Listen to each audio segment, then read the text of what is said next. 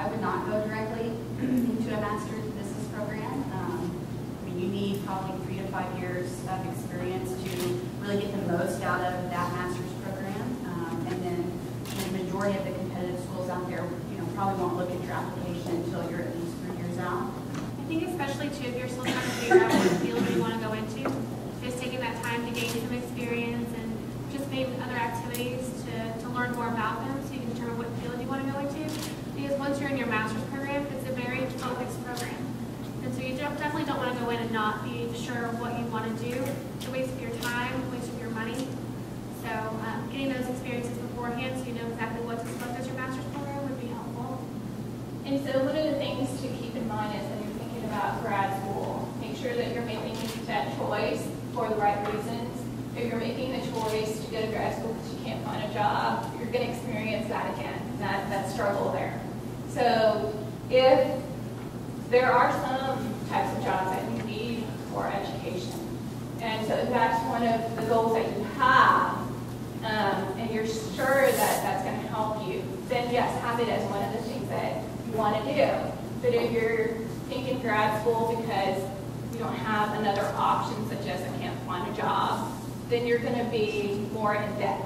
And that's going to be the reality. And that education that you get may not help you find the right job that you want after you graduate.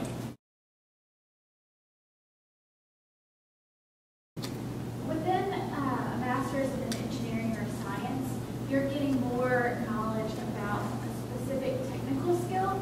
So you're increasing that technical skill to add to that ability.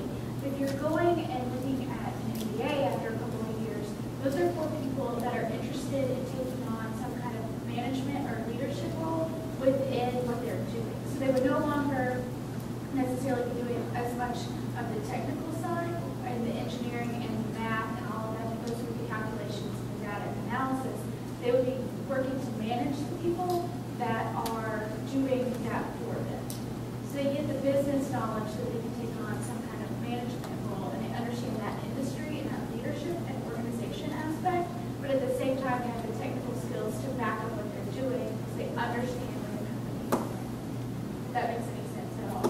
So if you're going into a master's in math and science, you're increasing your knowledge to make yourself better suited for the type of technical skill that you're already doing to move up that way, whereas the MBA would give you more of the industry knowledge to lead others up that path. It may be something that's a factor in promotions also.